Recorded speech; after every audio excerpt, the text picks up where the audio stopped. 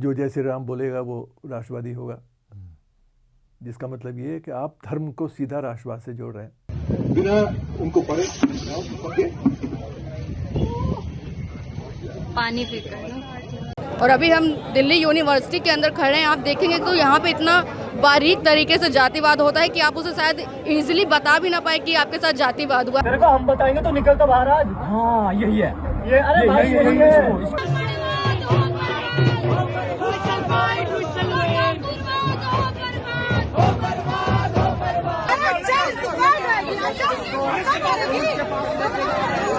Videos बना रहे थे खड़े होके और देख नहीं रहे थे कि किसी लड़की का कपड़ा फाड़ा जा रहा है, किसी लड़की का कपड़ा उठाया जा रहा है। सिर्फ इसलिए मेरे को वहाँ पकड़ा गया क्योंकि मैं ब्राह्मण हूँ। आपको बहुत शौक है लोगों को धक्का देने का। मैडम आइए, आपको थाने लेकर के चलते हैं, देखते हैं कि आप कितना धक्का देंगी। लेकिन डिस्क्रिमिनेशन रुकना चाहिए, बिल्कुल रुकना चाहिए। लेकिन मैं आपको दिल की बात बताऊं, मुझे घर से कई फोन आ चुके हैं अपने माता पिता के। उन्होंने कहा कि बेटा आप बात बंद कर दो, SC ST OBC के लोगों से थोड़ा मिलना जुलना बंद करो। मेरी दिल्ली कभी इतनी परेशान नहीं थी। जी हाँ, दिल्ली की शान दिल्ली विश्वविद्यालय। लेकिन आजकल मेरे विश्वविद्यालय में क्या चल रहा है, बड़ा दुख होता है। और दुख तब होता है कि जब किसी दूसरे प्रदेश का मुख्यमंत्री कह देता है कि दिल्ली के हालात कैसे हैं।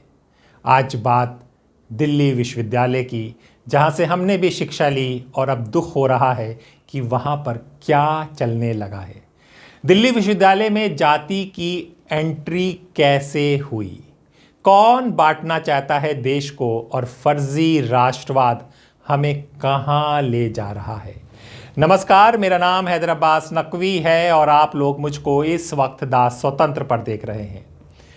दिल्ली की ठंडी दोपहर, आर्ट्स फैकल्टी का परिसर, एक तरफ नेशन फर्स्ट के बैनर, दूसरी तरफ समानता और संविधान के पोस्टर, और फिर नारे, धक्का मुक्की, पानी फेंके जाने की घटना, ईंट उछालने के आरोप। सवाल सीधा है, दिल्ली विश्वविद्यालय में जाति का जहर किसने घोला? ये जातिवादी गुंडे यहाँ पे पहुँच गए हमारे प्रोटेस्ट में। ये क्या कैसा लगे भाई? कौन हो तुम? अरे निकल जाओ। ब्राह्मणवाद मुर्दाबाद, ब्राह्मणवाद मुर्दाबाद, ब्राह्मणवाद मुर्दाबाद, मुर्दाबाद, मुर्दाबाद। क्या हुआ 12-13 फरवरी को? जी हाँ, 12 फरवरी 2026 को दिल्ली यूनिवर्सिटी के आर्ट फैकल्टी परिसर में 2 समांतर कार्यक्रम हुए। एक Delhi university literature festival DULF, जिसका थीम था nation first unity in diversity. दूसरा पीपल्स लिटरेचर फेस्टिवल समन्ता उत्सव, जिसे ऑल इंडिया स्टूडेंट एसोसिएशन ने आयोजित किया। इसी दौरान 73 वर्षीय इतिहासकार इरफान हबीब पर पानी फेंके जाने और पथराव जैसे आरोप सामने आए। कल जो हुआ वारदात शुरू परसों से होती है। दरअसल परसों हम लोगों ने पीपल्स लिटरेचर फेस्टिवल का आयोजन किया समता उत्सव के तर्ज पर, और यही बात कहते हुए कि देश में सामाजिक न्याय पर जो लड़ाई चल रही है, हम भी चाहते हैं कि वो लड़ाई DU में भी और बेहतर रूप से लड़ी जाए और सामाजिक न्याय बराबरी पर बात हो। तो हमने प्रोमिनेंट हिस्टोरियंस, इस तरह के स्कॉलर, सामाजिक न्याय कार्यकर्ताओं को बुलाकर वो इवेंट सजाया और एक बहुत बेहतरीन रूप से वो कंडक्ट हुआ। पर हमारे पहले सेशन में जब prominent historian S Irfan Habib अपनी बात रखते हैं तो AVVP के लोग पीछे से डस्टबिन में पानी भर के उन पे फेंकते हैं। मैं AVVP इसलिए कह रही हूँ सर, क्योंकि हर्ष चौधरी नाम का व्यक्ति, हमने वीडियो बकायदा पुलिस को दी है, उसके हाथ में पत्थर है, वो उस बाउंड्री के पीछे जहाँ से पानी फेंका गया, जहाँ से पथराव हुए, उसके पीछे बैठा रहता है। उसके बावजूद कोई कार्यवाही नहीं होती है, कोई एक्शन नहीं होता है। उससे एक दिन हम आगे बढ़ते हैं। 13 तारीख को देश भर में करीब 100 सेंटर्स पर समता और बराबरी के लिए वंचित अधिकार दिवस मनाया जाता है, जिसके तर्ज पे दिल्ली यूनिवर्सिटी में भी एक इवेंट होता है। हम लोग भी पार्टिसिपेट करते हैं और बहुत पीसफुल तरीके से हमारी सभा चल रही थी।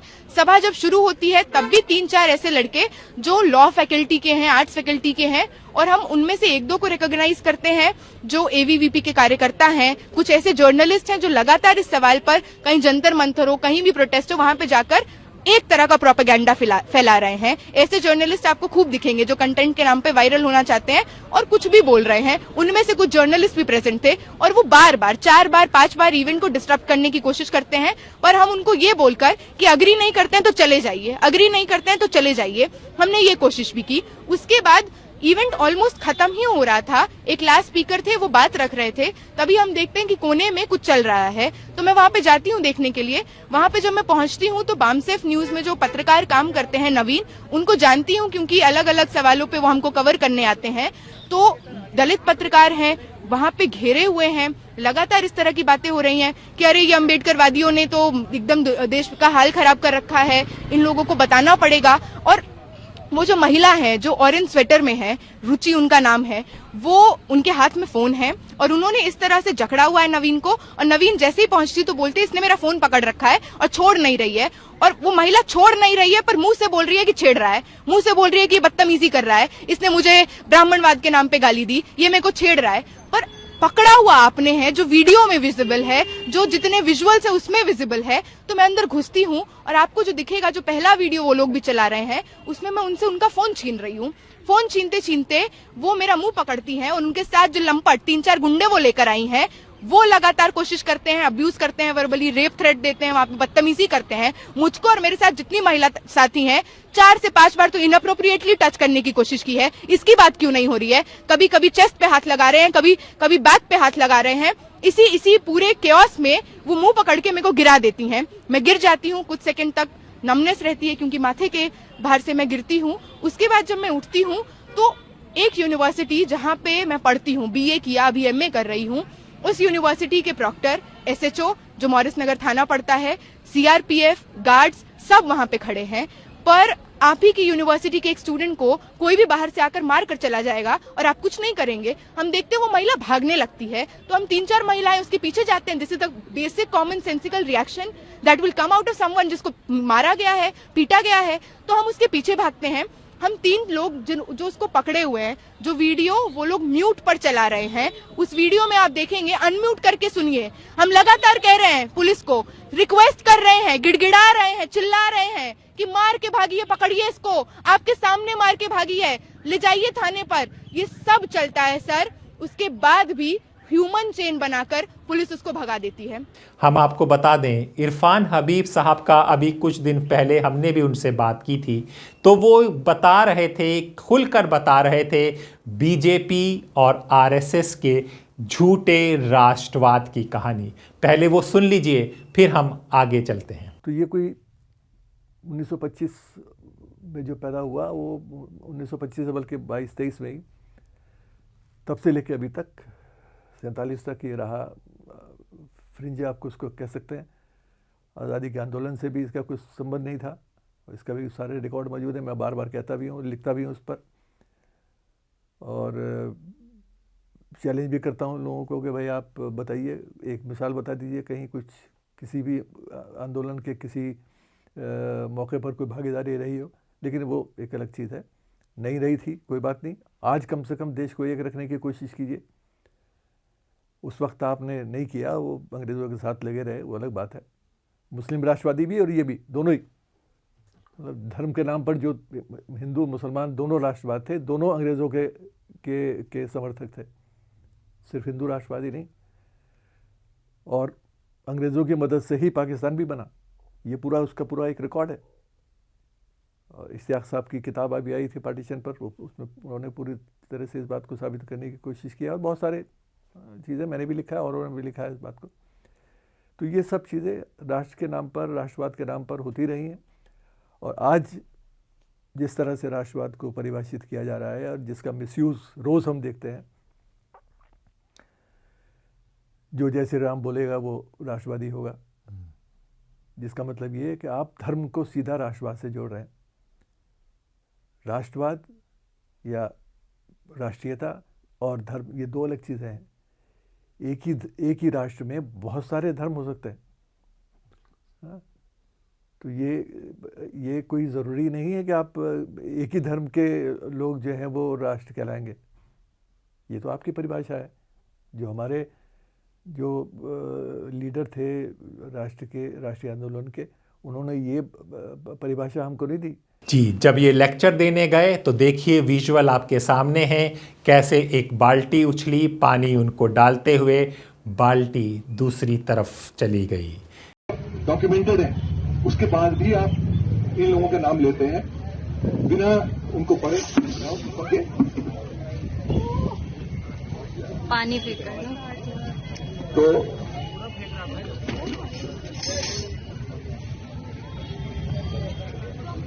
तो ये सब तो चलता रहेगा, मतलब ये यही होना है, मतलब ये तो प्रॉब्लम भी है, इसी के बारे में बात सब कर रहे हैं। How difficult times are, you can't even stand on the road, you can't even talk on the road, forget about the campus. ये कभी दिल्ली विश्वविद्यालय में नहीं हुआ है, ये कभी दिल्ली यूनिवर्सिटी में नहीं हुआ है। सबको समान अधिकार बोलने का, अपनी राय रखने का दिया जाता है। ये देश समानता का देश है।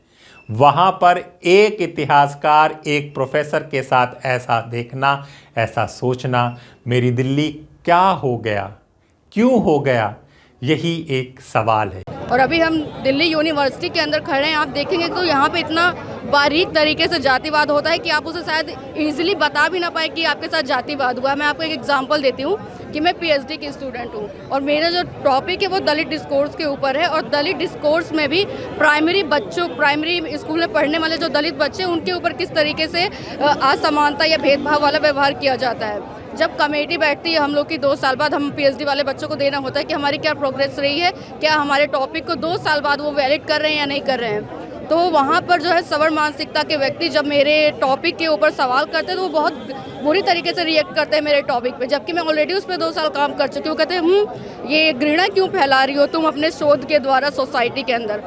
तो मैंने कहा कि मैं शोध में कैसे घृणा फैला सकती हूँ। सोसाइटी में जो घृणा ऑलरेडी एक जाति, एक समुदाय के प्रति एग्जिस्ट कर रही है, मेरा काम सिर्फ उस पर है, लेकिन उन्होंने इतनी ज़्यादा मेरे टॉपिक को लटका के रखा कि मुझे 7 दिन तक लगातार डिपार्टमेंट में अपने गाइड के सपोर्ट में दौड़ना पड़ा, तब जाके मैं अपने टॉपिक पे दोबारा काम करने का मतलब वैलिडेशन पा सकी। तो इतने बारीक तरीके से होता है कि आप शायद उसको बता भी नहीं सकते हो, क्योंकि वो अपना अकेडमिक की, मैं तो प्रोफेसर हूँ, मैं जो कहूँगा ठीक ही कहूँगा करके वो चीज़ों को सही साबित कर सकते हैं। हमें तो और भी तगड़े एक्ट की ज़रूरत थी कि लोग कैंपसेस में जातिवाद करने से पहले 2 बार सोचे, लेकिन ये बिल्कुल मतलब ढीला ढाला सही एक्ट था। लेकिन जातिवाद और संकीर्ण मानसिकता के लोगों को वो भी एक्सेप्ट नहीं हुआ और उन्होंने, मीडिया ने इस तरीके से प्रोपेगेंडा चलाया कि पूरा देश इसके खिलाफ है, जबकि देश में उनका कितना परसेंटेज है वो सबको पता है। जी हाँ, दोनों पक्षों ने एक दूसरे पर उकसावे और हिंसा के आरोप लगाए। मामला थाना पहुंचा, लेकिन शुरुआती जानकारी के अनुसार तत्काल एफआईआर दर्ज नहीं हुई।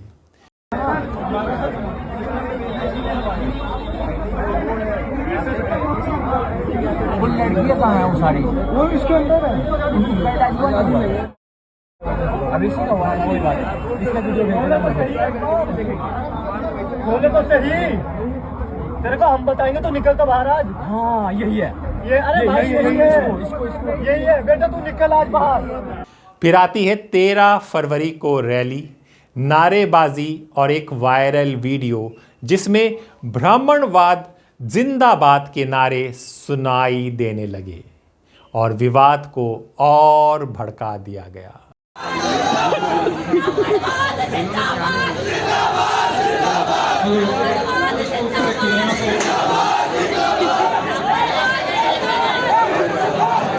देश की राजधानी और वहाँ पर नारे ब्रह्मवाद जिंदाबाद, यानी कि ब्राह्मण जिंदाबाद, बाकी जाति, बाकी समुदाय। क्या ये बच्चे हैं, ये दिल्ली विश्वविद्यालय है जो अपनी शिक्षा, अपनी बात के लिए जाना जाता था।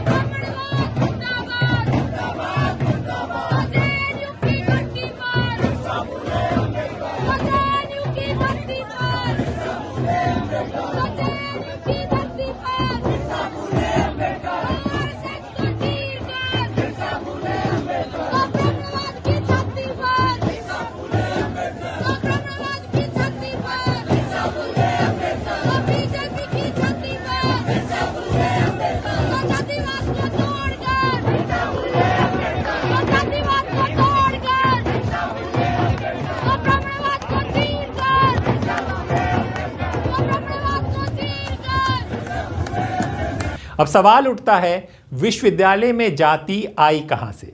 विश्वविद्यालय विचारों की बहस का मंच होता है, लेकिन जब बहस की जगह पहचान की राजनीति ले लेती है, जब इतिहास की व्याख्या हम बनाम वो में बदल जाती है, तब संवाद की जगह टकराव ले लेता है। ये क्यों हुआ, इसकी भी पृष्ठभूमि समझ लीजिए। इससे कुछ दिन पहले चंद्रशेखर आजाद की जंतर मंतर पर रैली थी, यानी यूजीसी का जो नियम आया था, जो पहले कानून आया था, फिर सुप्रीम कोर्ट ने रोक लगा दी थी, तो यूजीसी को लेकर एक रैली हुई थी और वहां पर भी जाति वाले पत्रकार घुस आए थे और देश में, राजधानी में जाति का जहर फैल गया था। और ये जहर फैलते हुए जंतर मंतर से नॉर्थ कैंपस 12-13 किलोमीटर दूर जाकर चला गया। कुछ फर्जी पत्रकार इसको और उठाने लगे धर्म और जाति के लिए। पुलिस बेसिकली मिलकर अटैक करवा रही है। ये शांति से प्रोग्राम कर रहे हैं। चलो लेके चलो।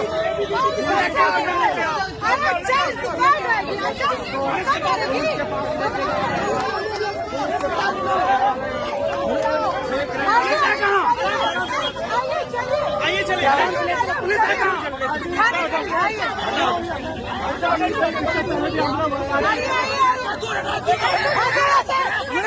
एक पक्ष कहता है राष्ट्र पहले, दूसरा कहता है संविधान पहले, लेकिन असली सवाल है, क्या राष्ट्र और संविधान अलग अलग हैं या कुछ लोग इन्हें टकराव में खड़ा कर रहे हैं? मेरा नाम रुचि तिवारी है और डीयू में एक प्रोटेस्ट चल रहा था। मैं उस प्रोटेस्ट को कवर करने आई थी। मैं एक मीडिया वाले से बेसिकली बात कर रही थी, अपनी बात रखने की कोशिश कर रही थी। मैं उससे कुछ पूछ रही थी और पीछे से अचानक से कुछ गुंडों का जो है गुट आता है और मेरे ऊपर हमला करता है, जिसमें से कई सारी लड़कियां भी होती हैं, कई सारे लड़के भी होते हैं। और मेरे को बोला जाता है, तू ही है ना वो जो कल जंतर मंतर में दिखी थी, तू ही है ना वो। मेरे पे हमला करते हैं, मेरा हाथ पकड़ते हैं, मेरा गला पकड़ते हैं, मेरे बाल खींचते हैं और मेरा गला दबाने की कोशिश करते हैं। मेरे साथी जो है मुझे बचाते हैं। मेरे साथी के ऊपर लड़कियां वहां जो उनके साथ आई हुई थी वो एलिगेशंस लगाती हैं कि ये लड़की को छूने की कोशिश कर रहा है, लड़की को थप्पड़ मारने की कोशिश कर रहा है। मैं लड़कियों को हटाने की कोशिश करती हूँ तो वो जबरदस्ती आगे गिरती हैं मेरे और बोलती हैं इसने लड़की को गिराया है। मेरे को बोलती हैं कि इसने लड़की को गिराया है। विमेन कार्ड खेलती हैं एक लड़की के सामने, फिर उठती हैं, फिर मेरा गला दबाने की कोशिश करती है। मेरे साथी जैसे तैसे वहां से निकलते हैं, मुझे निकालते हैं, मेरे कपड़े उठाने की कोशिश वो लोग करती हैं। फिर उसमें लड़के भी थे शामिल जो उनके ही गुट के थे और उन्होंने भी मेरे कपड़े उठाए। फिर वहां से जैसे तैसे हम लोग निकलते हैं। मैं अपनी साथी की खोज में रोड पे जाती हूँ, मेन रोड पे जहाँ पे सारे मीडिया वाले पहुंचे रहते हैं। मेरे को लगता है कि उन्होंने उनको पकड़ के मारपीट तो नहीं शुरू कर दी। मैं उनको ढूंढने जाती हूँ वहां पे, तो वो तो नहीं मिलते, लेकिन उन्होंने मेरे को पकड़ लिया होता है और वहां से फिर से मेरे को पकड़ के कि ये वही लड़की है, पकड़ो इसे। मेरे को पकड़ता है, फिर मेरा गला दबाते हैं। वही 4-5 मोटी मोटी लड़कियां होती हैं और कुछ लड़के होते हैं। वहाँ करीब 150-200 का ग्रुप होता है। जो लोग प्रोटेस्ट कर रहे होते हैं वो लोग प्रोटेस्ट करने आए थे या गुंडागर्दी करने आए थे, ये मुझे नहीं पता। मुझे पकड़ते हैं, एक लड़की का कपड़ा फाड़ते हैं, वीडियो बनाते हैं। वहां सब लोग, मैं चिल्ला रही होती हूँ कि मुझे बचाओ, कोई यहाँ से निकालो, कोई सामने नहीं आता है। मैं खुद अपने हाथ से अपना बचाव करती हूँ उन लड़कियों से जो लड़कियां मेरे हाथ पकड़ी होती हैं। पीछे से एक ने मेरे को पकड़ा होता है, एक ने मेरा गला पकड़ा होता है। मैं अपने बचाव में एक लड़की का हाथ पकड़ती हूँ तो वो चिल्ला रही होती है, मुझे इससे निकालो, मुझे इससे बचाओ। मैं अपना बचाव भी नहीं कर सकती हूँ। मेरे कपड़े वो लोग फाड़ते हैं, कपड़े उठाते हैं। लिटरली मेरा कपड़ा उठाया गया है और वहाँ लड़के मेरे वीडियोज बना रहे थे खड़े होके और देख नहीं रहे थे कि किसी लड़की का कपड़ा फाड़ा जा रहा है, किसी लड़की का कपड़ा उठाया जा रहा है। सिर्फ इसलिए मेरे को वहाँ पकड़ा गया क्योंकि मैं ब्राह्मण हूँ, सिर्फ इसलिए वहाँ पे पकड़ा गया। इसलिए बोला गया कि ब्राह्मण है, ये ब्राह्मण है, इसे पकड़, ये इसीलिए आई थी यहाँ, ये ब्राह्मण है, इसे पकड़, इसके कपड़े फाड़। फाड़ो, इसके कपड़े उतारो। वहां पे लड़के खड़े होके वीडियो बना रहे थे, मुंह देख रहे थे, सबका तमाशा देख रहे थे। ये प्रोटेस्ट ये लोग करने आए थे डीयू में, ये प्रोटेस्ट करने आए थे ये लोग जेएनयू में, ये प्रोटेस्ट करते हैं ये लोग कैंपस में आके। लड़की का सामने जो है कपड़ा उतारा जा रहा है, मारा जा रहा है, घसीट के लेके जाया जा रहा है, लेकिन एक लड़का क्या, एक लड़की भी सामने नहीं आई। तब सारे फेमिनिस्ट कहाँ गई हुई थी? सारी फेमिनिस्ट मर गई थी, तब सारी फेमिनिस्ट कहाँ घुसी हुई थी? किसी बिल में जाके घुसी हुई थी। ये वही फेमिनिस्ट थी जो मेरे कपड़े उतार रही थी, जो मेरे बाल नोच रही थी। जी हाँ, फिर दूसरा सवाल आता है, देश को बांटने की साजिश कौन कर रहा है? जब छात्र राजनीति में वैचारिक मतभेद हिंसा की शक्ल लेने लगे, जब कार्यक्रमों के जवाब में काउंटर इवेंट खड़े हों, जब नारे, पहचान और धर्म जाति मुख्य मुद्दा बन जाए, तो समझना होगा फायदा किसे हो रहा है। कि चलिए, आपको बहुत शौक है लोगों को धक्का देने का मैडम, आइए आपको थाने लेकर के चलते हैं, देखते हैं कि आप कितना धक्का देंगी। ये आपको वीडियो में सुनाई देगा। ये सब चीजें ऑन रिकॉर्ड आपको वीडियो में सुनाई देंगी, हम आपको रिकॉर्ड देंगे। आई थिंक आपके पास होगा भी ऑलरेडी ये। आपको क्या चीजें नहीं सुनाई देती हैं, क्या चीजें रिकॉर्ड पे नहीं है, ये भी बहुत इंपॉर्टेंट है। रिकॉर्ड पे ये नहीं है कि किसी ने भी उस पूरे प्रोटेस्ट के दौरान उस महिला से ये पूछा हो कि तुम्हारा सरनेम क्या है, तुम कौन सी जाति से आती हो, तुम ब्राह्मण हो इसलिए तुम्हें मारेंगे। आई चैलेंज हर कि आप जो झूठ की कहानियां रच रही हैं कल से, I dare you to substantiate those things with video evidence and audio evidence. I challenge you. दूसरी चीज जो वो कह रही हैं कि उनके कान में बोला जा रहा है कि तुम्हें नंगा परेड करेंगे। हम में से कोई भी व्यक्ति ये नहीं समझता है कि वो एक ऐसी इंसान है जिनके साथ एक रीजनेबल डायलॉग हो सकता है। हम उनसे जो भी बात कर रहे थे वो खुले तौर पे कैमरा में बात कर रहे थे। मैं कह रही थी कि तुम बहुत शौक है तुम्हें धक्का देने का, चलो तुम्हें थाने लेके चलते हैं। दूसरी हमारी साथी कह रही थी कि तुमने धक्का दिया है ना, तुमने धक्का दिया है। तो वो महिला कहती है ब्राह्मण हूं मैं इसलिए मेरे साथ कर रहे हो। तो कहती है ब्राह्मण हो, हमें क्या पता तुम ब्राह्मण हो। ये चीजें ऑन रिकॉर्ड है। जी हाँ, राजनीतिक दलों से जुड़े छात्र संगठन हो या सोशल मीडिया पर सक्रिय कथित इन्फ्लुएंसर, हर कोई अपने अपने नैरेटिव को आगे बढ़ा रहा है। कई पत्रकार बोल रहे हैं कि ये ब्राह्मण पत्रकार आए कहां से, जब आपको पता है शंकराचार्य के शिष्यों को चोटी पकड़कर मारा जा रहा था, तब ये सब कहां थे? अचानक से ये यूनिवर्सिटी में क्यों होने लगा? ये एक बड़ा सवाल गूंज रहा है। लेकिन डिस्क्रिमिनेशन रुकना चाहिए, बिल्कुल रुकना चाहिए। लेकिन मैं आपको दिल की बात बताऊं, मुझे घर से कई फोन आ चुके हैं अपने माता पिता के। उन्होंने कहा कि बेटा आप बात बंद कर दो, SC ST OBC के लोगों से थोड़ा मिलना जुलना बंद करो, क्योंकि अब आप पे खतरा आ सकता है किसी भी दिन। वो भी डरे हुए हैं सर, हम भी डरे हुए हैं सर। मैं तो ये कहूंगा कि मैं खुद जनरल कैटेगरी से आता हूं, मैं डिनाई नहीं करूंगा। ना सर स्कॉलरशिप मिली, ना हॉस्टल मिला, फिर भी हम यहाँ पे आए हैं, अपनी मेहनत से आए हैं, मेरिट पे आए हैं, मार्क्स लेके आए हैं। और यूनिवर्सिटी एक ऐसी जगह है जहां हम हर तरफ से दोस्त बनाते हैं, किसी रिलीजन का हो, किसी कास्ट का हो, हम साथ में बैठते हैं, रहते हैं, खाते हैं, पीते हैं। लेकिन जिस तरह से आपने हमें बांट दिया है, और जिस तरह से अंग्रेजी में कहते हैं there is a target on your back, कि मैं एक जनरल कैटेगरी का मेल हूं, तो मुझे अज्यूम किया गया है कि मैं ही ऑप्रेसर हूं और मेरे खिलाफ ही ये मापदंड लाए गए हैं, ये कार्रवाई होनी चाहिए। इससे मेरे दिल में दुख है, बिकॉज मैं देखना चाहता हूं हर किसी को बिना किसी जजमेंट के, बिना किसी भेदभाव के। लेकिन इन रेगुलेशंस के बाद, टू बी वेरी ऑनेस्ट, बात करने से पहले भी शायद सोचना पड़े। जी हाँ, इससे नुकसान किसको है? नुकसान उस छात्र का है जो पढ़ने आया था, नुकसान उस माहौल का है जहां सवाल पूछना अपराध बनता जा रहा है। फिर एक सबसे बड़ा सवाल जो बहुत ज़्यादा देश को नुकसान पहुंचा रहा है, एक तरफ गोदी मीडिया, दूसरी तरफ फर्जी पत्रकारिता और फर्जी राष्ट्रवाद। घटना के बाद कई वीडियो क्लिप सोशल मीडिया पर वायरल हुए। कुछ चैनलों और यूट्यूब हैंडल्स ने आधी अधूरी क्लिप्स के आधार पर पूरे घटनाक्रम को एक तरफा रंग दे दिया। यही है फर्जी पत्रकारिता, जहां तथ्य कम, भावनाएं ज़्यादा परोसी जाती हैं, जहां TRP और व्यूज़ के लिए समाज को दो हिस्से में बांट दिया जाता है। और फिर आता है फर्जी राष्ट्रवाद, जहां राष्ट्र के नाम पर सवालों को दबाया जाता है, जहां असहमति को देशद्रोह कह दिया जाता है, जहां जाति के नारे भी संस्कृति रक्षा के नाम पर जायज ठहराए जाते हैं। मेरे देश के भविष्य को कहाँ ले जा रहे हैं हम। दिल्ली विश्वविद्यालय देश की सबसे प्रतिष्ठित केंद्रीय यूनिवर्सिटियों में से एक है। यहाँ से निकले छात्र प्रशासन, राजनीति, मीडिया, न्यायपालिका तक पहुँचते हैं। अगर कैंपस में संवाद की जगह ध्रुवीकरण होगा तो आने वाला नेतृत्व भी उसी सोच के साथ आगे बढ़ेगा। आज अगर छात्र ब्रह्मवाद बनाम राष्ट्रवाद की लड़ाई में उलझे हैं तो कल संसद में भी यही गूंजेगा। जी हाँ, सवाल किसी एक संगठन का नहीं है या एक घटना का नहीं है, सवाल उस दिशा का है जिसे हम अपने युवाओं को धकेल रहे हैं। क्या विश्वविद्यालय विचारों का कुंभ बनेगा या राजनीति प्रयोगशाला है? क्या राष्ट्रवाद समावेशी होगा या पहचान आधारित होगा?